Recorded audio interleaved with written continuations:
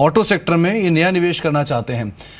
Two wheeler space में TVS, hero MotoCorp, Bajaj auto जोरदार तेजी से ये कामकाज कर रहे हैं। 4 व्हीलर में टाटा मोटर्स में तेजी आ चुकी है, मारुति आज तेज है। क्या राय रखते हैं हम इन सभी शेयरों पर?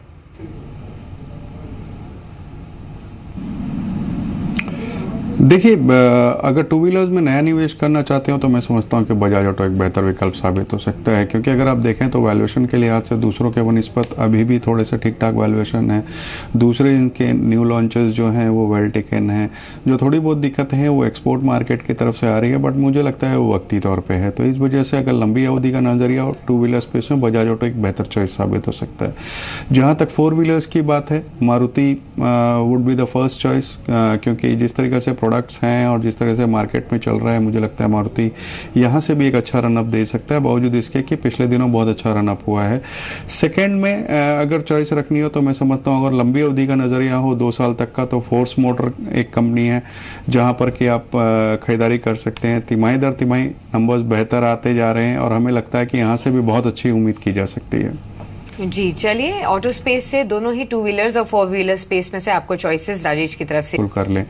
दूसरे आपने कहा कि 10 साल के लिए कोई निवेश चाहिए, तो देखिए ऐसा है कि हर तिमाही दर तिमाही नतीजे आते हैं, कंपनी के परफॉर्मेंस आती है, इकोनॉमिक सिनेरियो बदली होते रहता है। आप बेशक जो स्टॉक में सुझाता हूँ या दूसरे सुझाते हैं ले सकते हैं 10 साल के लिए, बट टाइम टू टाइम उसको रिव्यू करते रहें, किसी से सलाह लेते रहें। फॉर एग्जाम्पल अभी अगर आप देखूँ तो फंडामेंटली मैं समझता हूँ इतनी लॉन्ग टर्म होराइजन के लिए आपको कुछ ऐसे स्टॉक जैसे लार्सन अच्छा रह सकता है, या आईटीसी ऐसा स्टॉक है जो लंबी अवधि के लिए पोर्टफोलियो पे रखा जा सकता है।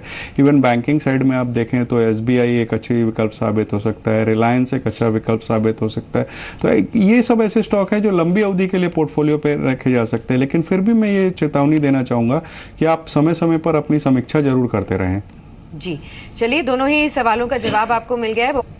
देखिए सुमित, पहला स्टॉक हमारी तरफ से आईटीसी का रहेगा। अगर आप देखें तो जीएसटी का सीधा सीधा फ़ायदा इस कंपनी को मिलेगा। सिगरेट वॉल्यूम्स को लेकर के जो चिंताएं बनी हुई थी वो भी इस तिमाही के नतीजे में हमने देखा कि सिगरेट वॉल्यूम्स में बढ़त आ रही है। कंपनी के और भी वर्टिकल्स है, एफएमसीजी, होटल्स वगैरह, प्राइस अभी ठीक ठाक काम कर रहे हैं। बहुत ही स्ट्रॉन्ग बैलेंस शीट है, कैश पॉजिटिव है। सबसे बड़ी बात, एफएमसीजी बिजनेस बहुत अच्छा टेक ऑफ कर रहा है और नॉन सिगरेट बिजनेसेस में जो लॉन्चेस हुए हैं बहुत ही बेहतरीन हुए हैं और बहुत ही अच्छी तरीके से मार्केट से की तरफ से लिए गए हैं। और मैनेजमेंट ने यह भी दावा किया है कि 2030 तक 1 ट्रिलियन का एफएमसीजी बिजनेस हो जाएगा। तो इन सब चीज़ों के मद्देनजर हमें लगता है आईटीसी एक लंबी अवधि के लिए रखा जा सकता है। दूसरा स्टॉक मारुति का रहेगा। 7th पे कमीशन की जो रिकमेंडेशन आएगी उसे देखते हुए ये लगता है कि खर्चे बढ़ेंगे और एंट्री लेवल्स कार में यहाँ पे अच्छी खरीदारी होगी। जीएसटी का, अच्छे मानसून का भी मुनाफा होगा, नए लॉन्चेस अच्छी तरीके से लिए गए हैं। तो ये 2 स्टॉक होंगे जो हमारी तरफ से रिकमेंड किए जा रहे हैं।